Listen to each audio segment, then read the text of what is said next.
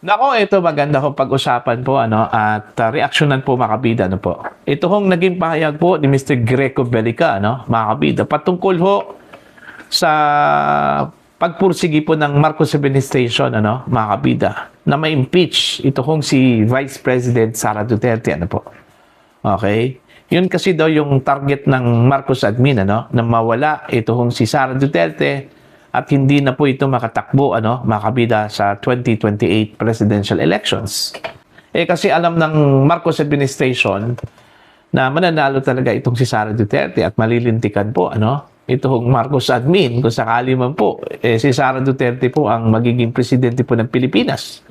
Ang hindi lang po alam mga kabida ng Marcos administration na kahit po mawala daw itong si Sara Duterte, marami hong papalito dito mga kabida. Kahit po sino ang i-endorso po ng Vice Presidente, mga kabida, okay, mananalo din ito. Dahil sa galit daw ng tao, mga kabida, sa kanyang pagkawala, kung sakali man po matuloy na ma-impeach talaga ito hong si Sara Duterte, mga kabida. Hindi dahil tinitingnan ng taong bayan na may kasalanan po si Sara Duterte, kundi tinitingnan ng taong bayan, makabida, na talagang panggigipit po ang nangyari ho kay Vice President Sara Duterte. Alright? So, malamang po na overwhelming po makabidang panalo po, kung sino man po ang i-endorso po ng Vice Presidente, makabida. Okay? Sa 2028 presidential elections, Okay?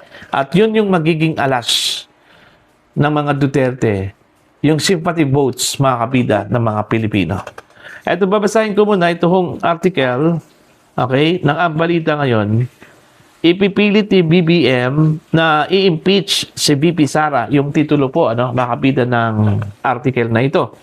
Ito ang pahayag ni dating PAC o PACC Chair Greco Belica laban kay Pangulong Ferdinand Marcos Jr. kaugnay ng nagpapatuloy na impeachment trial ni Vice President Sara Duterte. Sa isang social media post, iginiit ni Belica na hindi umano nawawala ang suporta ng publiko kay VP Sara sa kabila ng impeachment. Alright? Ito yung sinabi po ni Belica po, mga kabida. Ipipilit ni BBM na i-impeach si Sara. Kahit gawin pa nilang 14 ang boto, okay, na kailangan.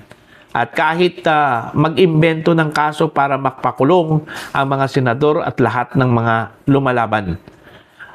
Ang hindi nila nakita na kahit may impeach si VP Sara, maraming papalit ang publiko na kalaban. Okay? Ang lakas ni VP Sara ay hindi dahil lang sa sarili niya, pero dahil sa galit ng tao sa katiwalian at pang-aabuso ng pamahalaan. Kaya susuporta ang tao sa sinumang tunay na lalaban at magbabalik ng kaayusan at katarungan sa pamahalaang may tapang at malasakit. Mr. President, nahusgahan ka na ng langit.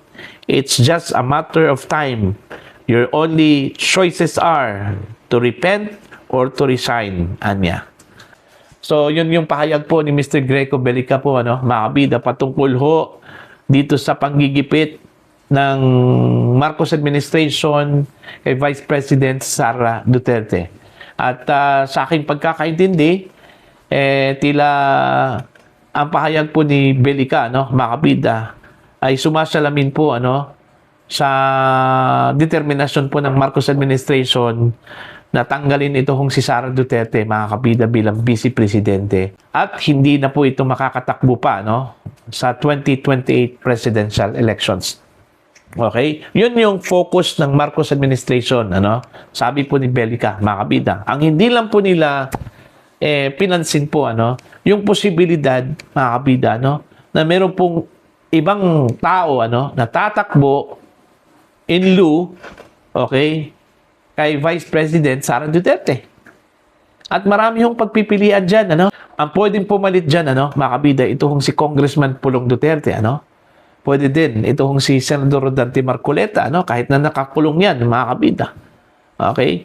Maraming sympathizers yan, Sa Iglesia ni Cristo pa lang, wala na. panalo na po, ano, mga kabida, ano po. Okay? Marami hong potential po, ano, mga kabida, sa backyard po ng mga Duterte. Alright? Yun ang hindi ho nakikita at pinaghahandaan po ng Marcos administration dahil sila po ay nakafocus lang po ano kay Vice President Sara Duterte, mga kabida. Ako, naniniwala din ako ano na mayroon pong effort na ganyan ito hong Marcos admin ano laban ho kay Vice President Sara Duterte. Kasi unang-una po alam po ng Marcos administration na threat ito hong si Sara ano sa kanila, no? Lalong-lalo na po kay Pangulong Ferdinand Bongbong Marcos. Alam po ni PBBM na babalikan talaga sila, no? Ni Sara Duterte kung ito po ay mananalo po sa 2028 presidential elections po, ano, mga kabida. Okay? Madami hong mga opisyal po ng gobyerno ngayon ang posible hong makulong. Kung ano man po yung ginawa po, mga kabida, ng Marcos administration sa mga kalaban po nila sa politika, yun din yung sasapitin po ano ng mga opisyal po ng gobyerno sa ngayon, ano, mga kabida, kung babaliktad man po yung panahon. Kung ang isang Duterte na naman po ang aakyat sa Malacanang bilang Pangulo po ng Pilipinas, mga kabida. Kung ano man po ang ginawa po ng mga opisyal po ng gobyerno laban ho sa mga kaalyado po ng mga Duterte, posibleng doble o triple pa po ang gagawin po ng Duterte presidency po, mga kabida, no? Kaya takot na takot sila Kaya porsigido ho silang mawala si Sara Duterte, ano? Dahil ang kanilang iniisip po, ano, na si Sara Duterte po ay invincible po, ano, mga kabida, pagdating ho sa eleksyon. Ang hindi lang po nila tinitingnan po, ano, mga kabida, yung posibilidad na baka may pumalit po kay Sara in case na may impeachment po ito, ano? Diyan po sa impeachment court. Alright? So, yun yung nakita kong pagkakamali po, ano, ng Marcos admin kung ang kanilang focus po ay si Sara Duterte lang. Mga kabida, no? Lalong-lalo na po ngayon, ano? Yung simpatya po ng majority po ng mga Pilipino ay nasa kay BP Sara, no? Mga kabida. Oh. Kahit na yung mga service po, pumapanig po, ano, kay Sara Duterte, yung numero po, ano, mga kabida. Di ba? So, yan, indikasyon po yan, ano, mga kabida, na pwede hong mag-draw po ng tao, ano, ang Vice Presidente, mga kabida, kahit na ma-impeach po. Mas lalo hong titindi po ang galit ng tao niyan, ano, mga kabida. O, kagaya na lang po sa nangyari ho kay Noynoy Aquino. Nung namatay po, mga kabida, ito hong si former President Corazon Aquino, ano?